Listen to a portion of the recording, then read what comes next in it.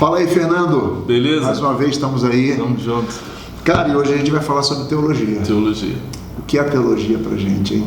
Vamos lá? É um Você bicho quer começar? de cabeça. Então começa você, depois a gente vai junto aí conversando. O que é teologia, cara? A gente vê tanta gente aí falando sobre teologia, dizendo que faz teologia. O que é teologia? Rapaz, é complicado. Primeiro que teologia a gente pode dizer até que tem uma briguinha entre teologia e filosofia para saber quem é a rainha das ciências, né? Sim. Porque até um certo momento a teologia norteou parte de toda a ciência, de toda a produção intelectual no Ocidente, né? E não só no Ocidente, né? A gente sabe que as nossas raízes estão todas lá no Oriente Médio e isso aí é que produziu, ou toda a história que é produzida lá é que dá efeito para a gente como suporte histórico para a teologia. Mas teologia é pensar a respeito da realidade com algumas categorias. E aí o maior pressuposto é que Deus existe. Diferente da filosofia, que pensa ou reflete a respeito das mesmas coisas, só que tirando a realidade da divindade, né? Aí é que está uma questão interessante.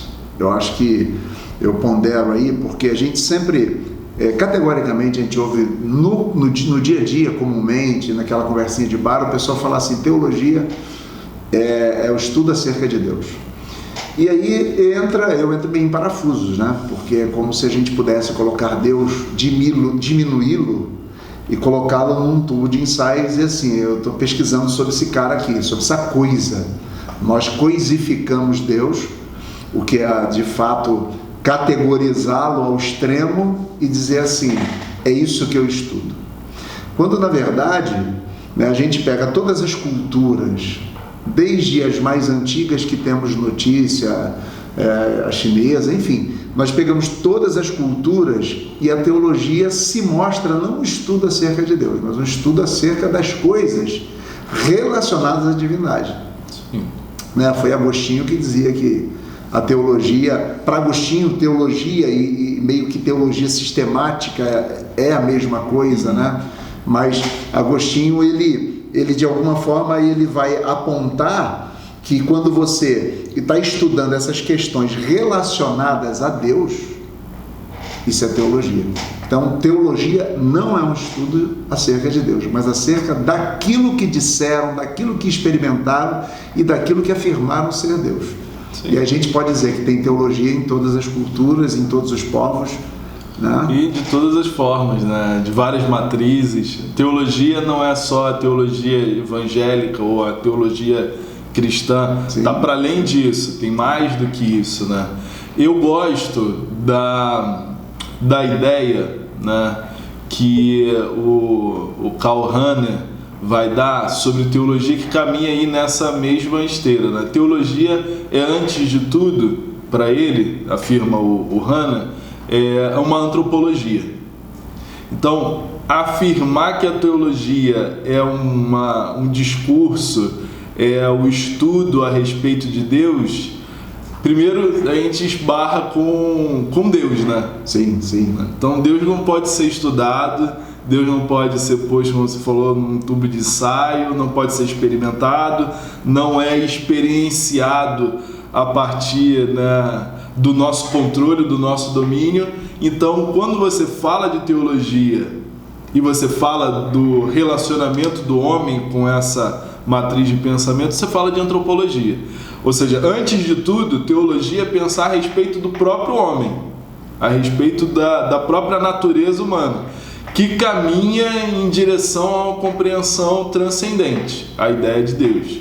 E aí isso talvez marque também uma questão muito importante na teologia, que são os momentos que a teologia teve, né?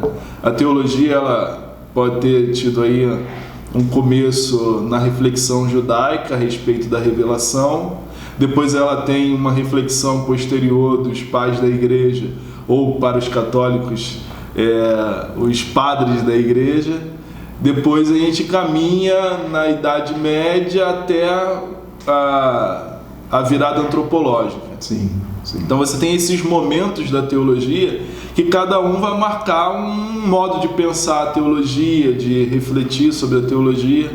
Aqui no século XX a gente tem o nosso modo de pensar a teologia. Talvez o Hanner tenha definido de algum modo o modo como a gente pensa a teologia hoje. A gente pensa a teologia a partir do homem. Sim, sim. Na verdade, eu acho que pós-reforma protestante, né, a gente tem essa lógica que é uma lógica mais, não só academicista, mas uma lógica, como eu posso dizer, uma lógica mais voltada para o homem, onde o homem ganha essa centralidade e pode ser pensado. E aí eu penso teologia também, e uma das questões que uma vez fazendo um curso eu estava vendo é que nós confundimos teologia, por exemplo, com ciências da religião ou ciência das religiões. Né? Uma vez que a matriz de pensamento das ciências das religiões ou da religião é necessariamente são essas ciências sociais. É o estudo da religião a partir da antropologia, da sociologia, da filosofia.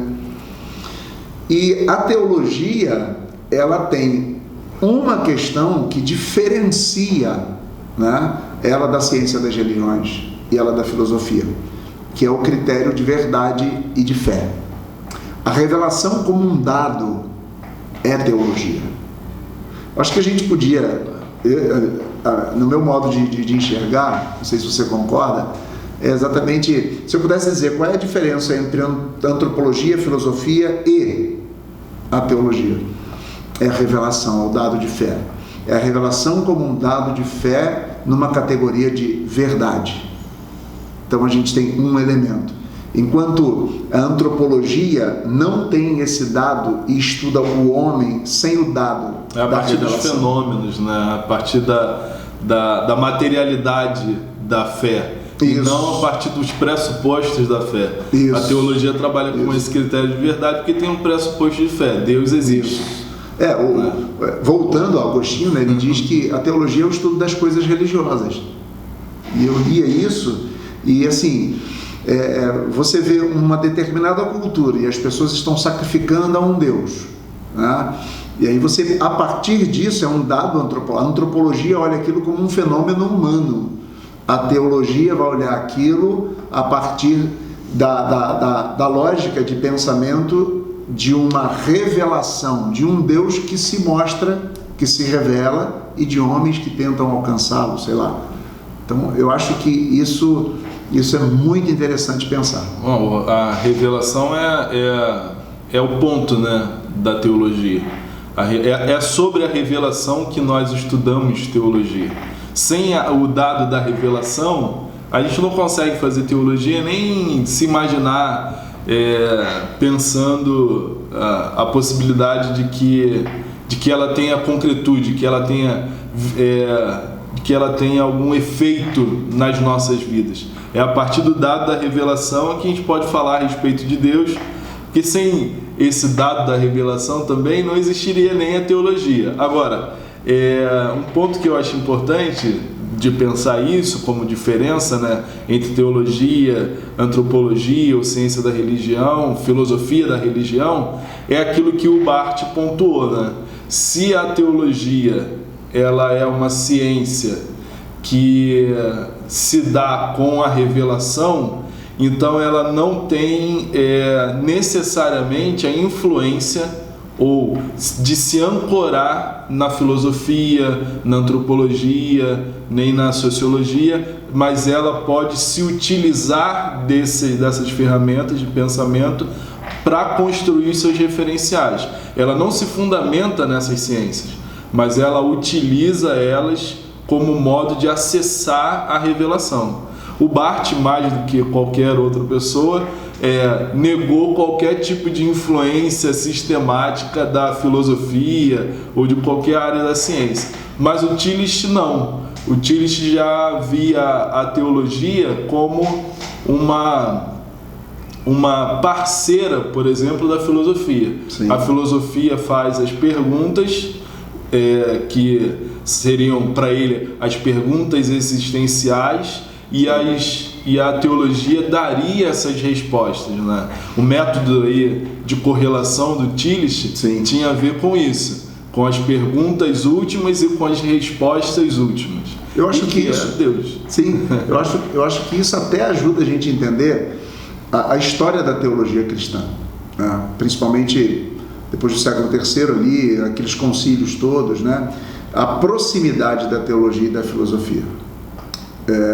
A gente sabe que na formação, por exemplo, de padres, antes de serem teólogos, eles são filósofos, né? Sim, sim. Então, não sei se antes, mas pelo menos eles são duas formações que caminham. Tem que passar ali. por ali. Porque, assim, a filosofia busca a verdade. A verdade das coisas, a essência das coisas. A essência, e se eu falo de essência, eu acho que a essência é verdadeira das coisas. E a teologia, ela não se vale necessariamente dessas coisas, mas ela tem o dado como revelação, que é o dado que é supremo para pensar. E aí eu acho muito interessante, né? A teologia, para mim, eu fico às vezes pensando, né? A gente olha as pessoas e elas divinizam a teologia. Será que a gente pode divinizar a teologia? A teologia é infalível? Até que ponto a gente pode pensar, né? Porque eu acho que as pessoas fazem uma confusão muito grande entre teologia e dogma, que embora um nasça do outro, né, é a reflexão teológica a partir da revelação que vai dar origem ao dogma. Sim. Mas dogma e teologia são duas coisas. Então a mente muito dogmática, que eu acho que é de grande parte, né, dos evangélicos, quem estuda teologia. de quem estuda teologia. Mas em algum momento ela é um desserviço. Porque o dogma, ele é limitador. O dogma, quando ele é cristalizado, vira um tabu, você não pode discuti-lo, né? Dogma é verdade. Acho que cabe até uma discussão grande o que é verdade, o que é dogma. Mas assim, a teologia, ela se vale de muitos outros elementos e ela reflete sobre muitas outras coisas que o dogma nos impede. Se você tem um determinado dogma, não sei se eu estou sendo claro, você tem um determinado dogma, né? Isso aqui é assim, isso aqui é assim que se faz, isso aqui é assim que se pensa. Quando você vai para outras ciências, como a filosofia, a mente do filósofo ela é livre. Não é assim que se pensa. Eu acho que Tillich é um cara que outros ultrapassaram os limites só de um puro dogmatismo, por isso até são escorraçados, né? No meio mais dogmático. Mas por quê? Porque eles ultrapassaram, eles são teólogos. Então a teologia reflete a revelação a partir desse dado que é Deus, né? Um Deus que está acima de tudo, e a gente tem de refletir a partir do que ele se mostra, que é Berkhoff que fala isso, do que Deus é incognoscível, e o conhecível de Deus é a revelação.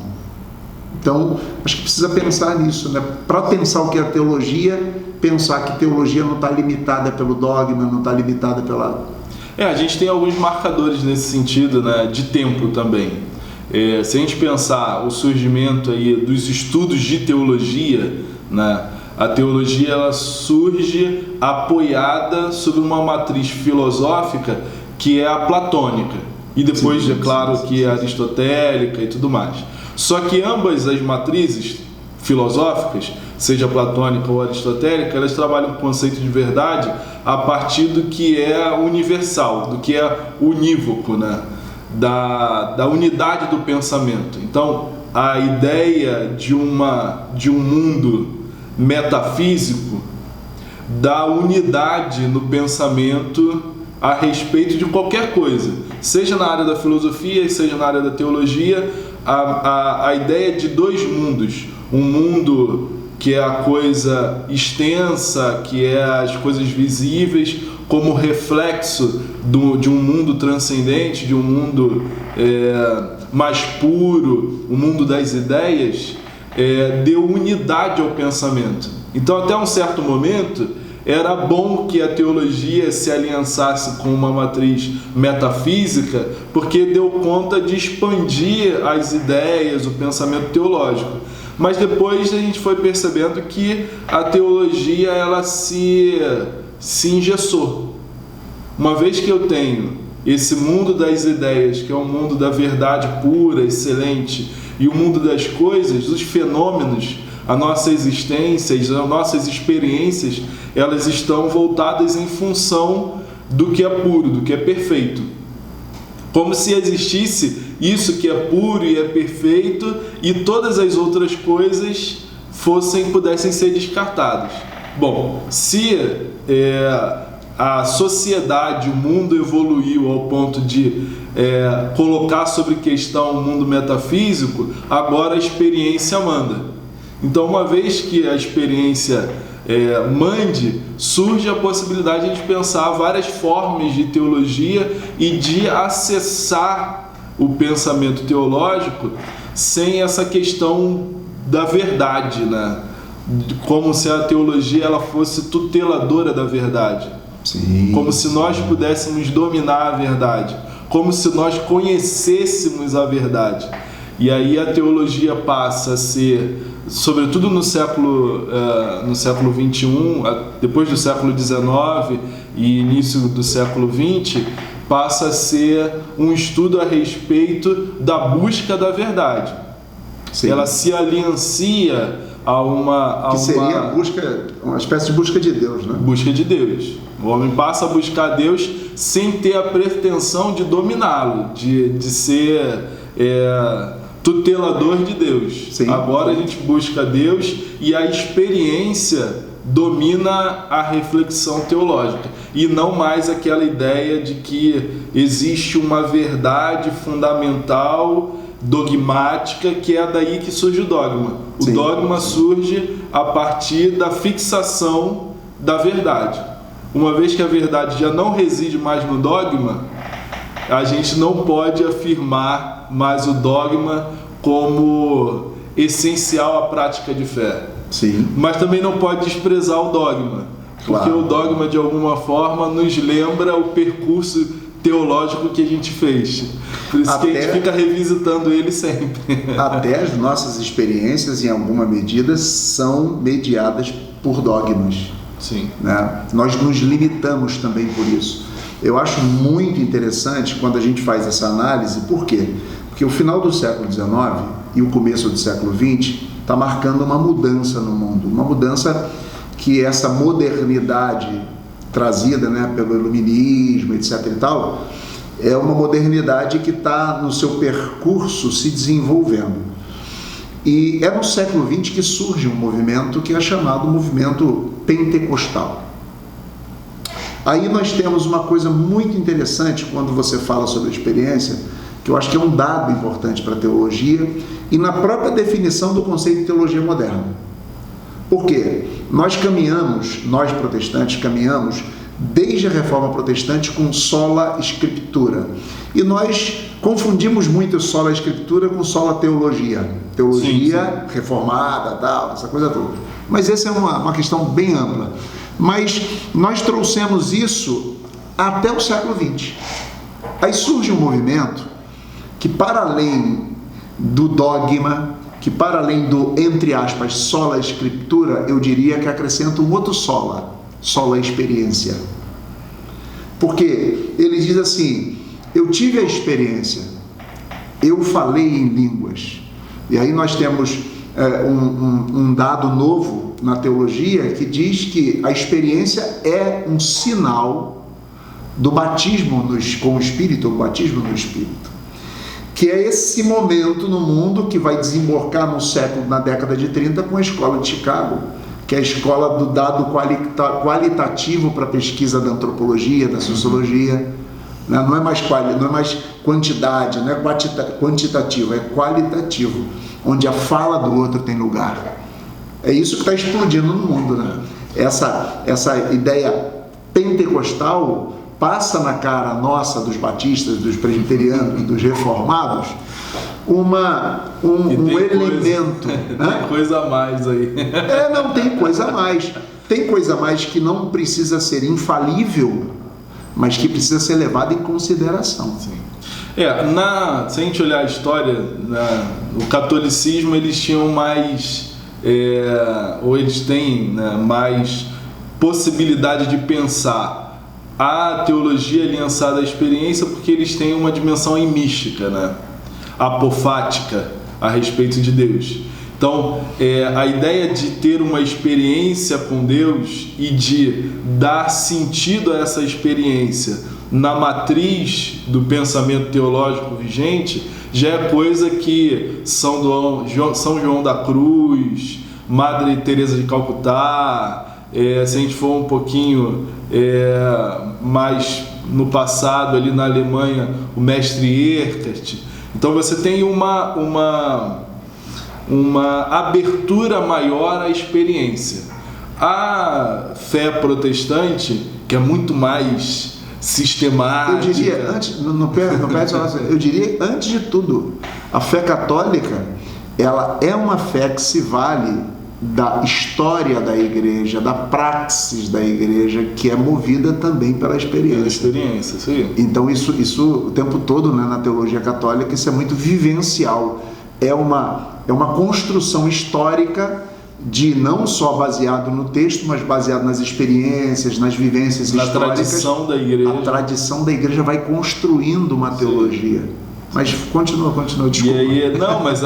Mas é isso aí, a teologia protestante, diferente disso, é bem mais sistemática, tenta organizar tudo em caixinhas, tudo no seu devido lugar. E aí essa tentativa de excesso de sistematização não deu lugar às experiências. Aí é necessário um boom na história para que essa abertura seja possível. Sim. Se a gente pensar teologia, né, no século XX, dominada por essa mudança de paradigma, por essa transição de paradigma, que sai de uma metafísica enrijecida e unívoca, né, por uma antropologia, por um espalhar da experiência na reflexão teológica, a gente começa então a pensar por que a teologia é importante até hoje. Porque se a gente ficasse com a teologia lá tradicional, muito dogmática, como a gente estava colocando, sim, ela teria pouca utilidade. Hoje a necessidade é buscar significado para a teologia nos nossos dias a partir dessa fragmentação da experiência, da reflexão teológica na experiência, né? Entendi. Tem um cara que sempre, eu acho que você gosta também, não sei que você gosta, que é Rubem Alves. Sim. Que inclusive é um cara que sai dos nossos círculos protestantes, né, e se nega a continuar marcado somente por essa experiência, que escreve um texto muito conhecido, e eu gostei demais quando eu li, há muitos anos eu li, Dogmatismo e Tolerância, onde ele fala exatamente sobre essa marcação pelo dogma, né, no meio protestante. Que, veja bem, não estou aqui desmerecendo o dogma. Eu acho que eles são extremamente importantes para a história da igreja, mas muitas vezes mais marcam a história da teologia do que necessariamente a verdade. Isso. Mas, né, só que é ele que vai dizer o seguinte: os protestantes surgem com esse dogmatismo tão forte, a ponto de que o problema da tolerância entre nós é muito menor. Nós somos intolerantes com dissidente. É o espírito protestante que vai fazer surgir no mundo sem números de movimentos, e a gente está vendo hoje em dia, né? Se a gente pensar no mundo evangélico, por exemplo, o que é o mundo evangélico? A gente não sabe o que é. É uma colcha de retalhos. Não existe, nem sempre existem linhas muito rígidas que marcam todos esses grupos. Uhum. E nós nos tornamos intolerantes, pois nós expulsamos aquele que discorda. Nós não estamos dispostos a abraçar, a trazer para dentro, como a teologia católica, como a igreja católica faz, né? Também não é um elogio a eles têm outras mazelas, Mas assim, todos os movimentos dissidentes fazem parte da mãe da igreja, o que mostra uma marca. E talvez aponte para a gente que teologia e verdade são coisas distantes, né? A bem da verdade, olhando para o texto sagrado, Jesus é a verdade. A verdade não é um conceito, não é um modo de pensar. A verdade é uma pessoa. E aí a gente... E com todas as contradições que uma pessoa pode ter. Com todas as contradições. Como Deus. Deus é contraditório o tempo todo, né? Tem hora que a gente fica com raiva de Deus. Não, sem dúvida. Eu acho sem dúvida. Se a gente pensar só essa teologia a partir desse critério de verdade, ou de uma verdade que já não está mais centralizada em uma ideia específica, já mostra que a teologia tem um espaço aí de trabalho no século XX, no século XXI, que é bastante amplo, né? Sim. A gente pensa hoje na relevância da teologia para os nossos dias, a gente está pensando também na função da fé na vida das pessoas, na vida individual, particular das pessoas, em como os dados da revelação afetam o nosso dia a dia, o modo como nós pensamos, que nós refletimos. Você falou aí da diferença, né? Do protestantismo para o catolicismo, mas há muitas paixões de um lado e de outro. Há na teologia protestante paixões, se é arminiano, se é calvinista. Eu estou com a camisa hoje do Neymar, mas é a mesma paixão. É Neymar ou é Messi? Quem é o melhor do mundo? Isso. Né? Essas ideias, tudo tem a ver com essa configuração, ou esses radicalismos, né, tem a ver com essa configuração da nossa mente a respeito do que é válido, do que é a verdade, do que é o fundamental. Eu digo mais, é a respeito do outro.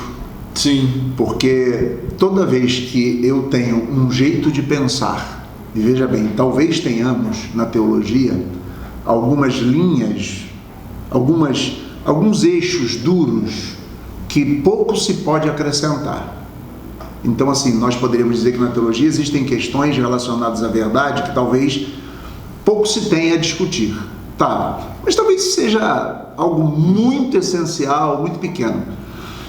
Mas toda vez que eu cristalizo o meu dogma, é um jeito de repelir o outro, é olhar para o outro e desmerecer o outro. Que é, de fato, um dos grandes problemas dessa dogmatização da teologia, né? Lutero que vai dizer, só que ele fala uma outra coisa, né? Ele vai falar que cada ciência cria um problema, e a teologia criou pra gente um problema que é chamado pecado. Então, assim, o nosso dogma traz um problema. Se Deus fala em línguas para alguns, e quem não fala em línguas, entre aspas, não tem Deus, não estou dizendo que eles dizem isso, mas assim, é uma forma de excluir o outro. Sim. É uma forma de me centralizar, de que o meu pensamento seja o centro da realidade, seja o centro da vida, seja o centro da teologia, que até eu faço uma brincadeira e uma provocação, né? Os nossos seminários, eles não fazem teologia, são cursos de Bíblia voltado para o dogma da sua denominação. Você pega um seminário presbiteriano, um seminário batista, a pretensão não é fazer teologia. Eu dou aula de teologia, quando eu chego na sala que você fala de teologia, o cara, mas isso é heresia. Eu falo, meu irmão, não estou preocupado com heresia. Teologia é teologia. Heresia é aquele que discorda de você. A ideia de heresia já nasce assim, né? A ideia de heresia já nasce assim, é político. Sim. É político, tem essa dimensão antropológica, essa dimensão política, social, mas a gente olha lá para Ário e nas discussões a respeito da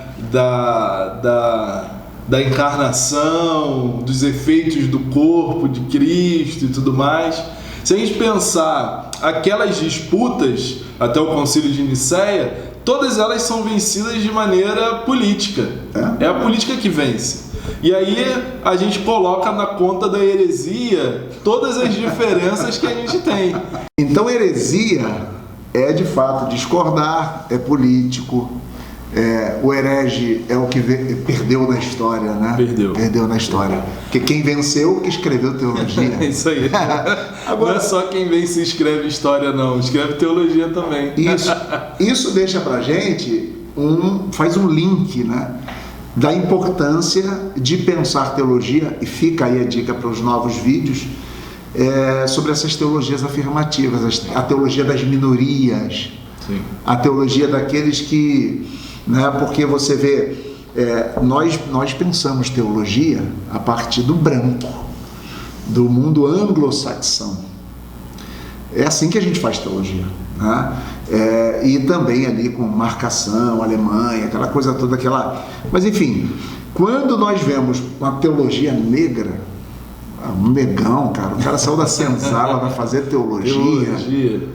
Tem teologia negra? Tem teologia negra, né? Essas teologias ganham muita importância, porque é a voz de quem pensa acerca de Deus a partir da sua experiência, teologia de missão integral, teologia feminina ou feminista, enfim, teologia da libertação, né? É uma teologia de mote católico, mas muito interessante. Isso é importante, né? A discussão na teologia hoje tem que caminhar com essas considerações. Se a gente não fizer considerações do lugar da pessoa na reflexão teológica, não há razão de fazer teologia. A teologia vira essa experiência estética de Deus, ou como tem até um amigo nosso em comum que fala, é contemplativa, né? Quando ele vê o vídeo, ele vai lembrar dele. Ele pode chamar ele para vir trocar uma ideia sobre história, etc. Mas essa ideia de uma teologia contemplativa que não dá espaço ao lugar onde a pessoa discursa, ela já não tem mais espaço para reflexão nos nossos dias. Sim. O importante para a teologia, ou para pensar a teologia nos nossos dias, é a partir dessa experiência, desse lugar de onde a teologia, de onde o homem que reflete, o homem ou a mulher que reflete a teologia parte. Isso. Então isso é fundamental. As teologias de afirmação só têm de ter um cuidado, que eu acho que é fundamental, e que eu acho que a maioria acaba não tendo esse cuidado, que é ouvir a teologia ou dialogar com a teologia que passou. Se a gente perde a dimensão desse fio, né? O Tillich, ele tinha um parâmetro que eu acho que é fundamental para a gente pensar isso. Ele fala do círculo teológico.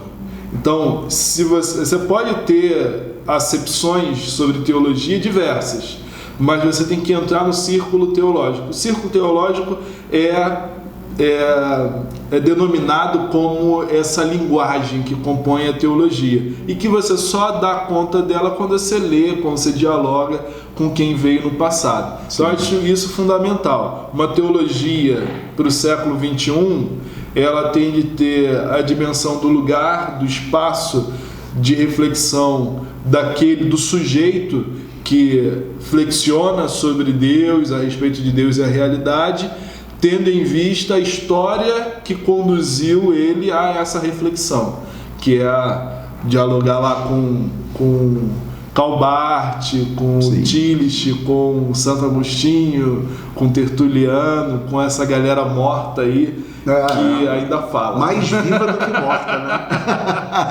Eu acho que a reflexão do pensamento é isso, com o livro, é essa experiência, falar com os mortos, né? Mas a gente fala com os mortos. Porque assim, eu acho que é legal pensar assim, o que a sua teologia fala sobre a minha dor, sobre a minha pobreza, sobre a minha feminilidade, sobre a minha homossexualidade. O que a sua teologia fala sobre... Quando essas pessoas fazem teologia, eles se colocam como entes que estão na história. Sim. né? Você pega Gutierrez, você pega René Padilha, você pega... Assim, eu citei dois que vão mais para a missão integral. Você pega a teologia latino-americana, isso, você pega Martin Luther King, sim, que é a voz dos negros, eu não lembro na história um cara que politicamente se coloca como alguém que faz história, alguém negro, que pensa a teologia negra. É o Zé do Caroço norte-americano. É o Zé do Caroço norte-americano, muito boa, né? Mas isso é formidável e serve para todo mundo que ouve a gente pensar assim: poxa, não é possível que só um branco e europeu possa fazer a teologia. Não é possível que só o homem possa fazer a teologia. Não é possível, porque se Deus é aquele que salva todo o que clama, né? Não é isso que o texto diz, todo que invocar será salvo. Deus está à escuta, ou melhor, Deus está a gritar para todo aquele que quer ouvir. Sim. E eu acho que teologia, ela deve estar nas ruas, ela deve estar... A teologia da favela. A teologia da favela, do complexo do Alemão. Sim. Sei lá, a teologia de Cuba, a teologia dos excluídos, sabe? Isso é formidável. Eu acho que a gente tem muito tema, muita coisa pela frente que a gente pode conversar sobre teologia. Nesse solilóquio teológico. Então a gente hoje fica por aqui, mas a gente volta já com o nosso papo aqui. Quem sabe daqui a pouco trazendo outras pessoas para a gente poder conversar. Beleza. Valeu, meu amigo. Um abraço. Um abraço.